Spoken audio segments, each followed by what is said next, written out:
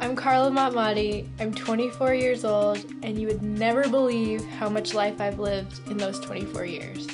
When I was 14, I was molested at school. It made me feel like I was nothing. It made me feel dirty. I was just hurting so badly. I didn't care what kind of friends I had, just as long as I was accepted. I really loved music. I started playing the viola. I think I started singing later. I started playing professionally when I was 14. If I was first chair in the symphony or did well in competitions, that I felt like I was something. That's really the only time that I felt special.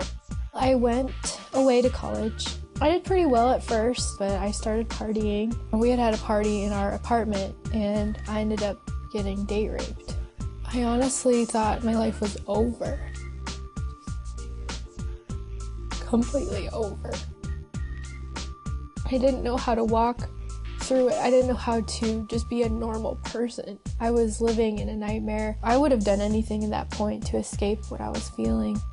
I had started drinking a lot, really heavily. If anything I could get my hands on, I would do. I had tried drugs, marijuana to cocaine. So at night, if I wasn't out at a party, I would just be up, or I would pace. One night I was in the hallway just by myself. I just heard a voice say, "I still want you." And every time I say that, I feel it all over again.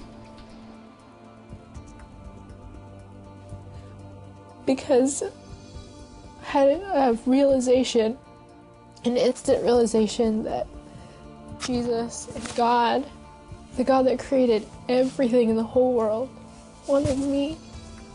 He was telling me that he wanted me, and that he had still wanted me. And so I had knelt down and I said to him, "Jesus, I don't want to die anymore, I want to live." And I woke up the next morning and I was happy. I had never felt happiness like that before in my life. I was changed, and that it was because of Jesus. And it was because he wanted me. I had completely stopped doing drugs and sleeping around and drinking and everything. I had met somebody who I thought was a really good Christian. He had pursued me for a long time and wanted to date me, and we got in a relationship, then we had gotten engaged, and then just out of nowhere, in his house, he actually ended up raping me. My initial way of dealing with it was to pretend like it never happened. I didn't know how to be that woman that it happened to a second time. For a little while, I really questioned God, because it would have been really easy to go back to drinking and to drugs after being raped a second time by somebody who was supposed to love me. And it had crossed my mind, but immediately I just knew none of those things ever worked, and the only thing that ever worked was Jesus. I would pray, I would just say, "Jesus, I need you," until the pain went away. And eventually, probably a year or so later, someone pointed out that I wasn't the same. I had realized that he had started healing me, healing my heart.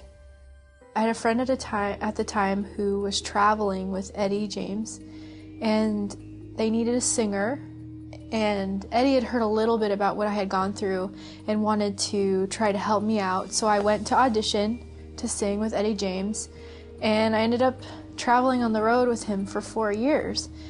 And after he had heard my testimony, he had me share my testimony at different churches and conferences and places. I love the way that Jesus loves me in my weakness. We give him all of our junk, we give him all of our pain, and he gives us joy and peace. When it's all said and done, when everything has happened, it's all done, that was the road. As bad as it is, as rough as it is, that was the path that led me ultimately to Jesus, into knowing him, into feeling his love.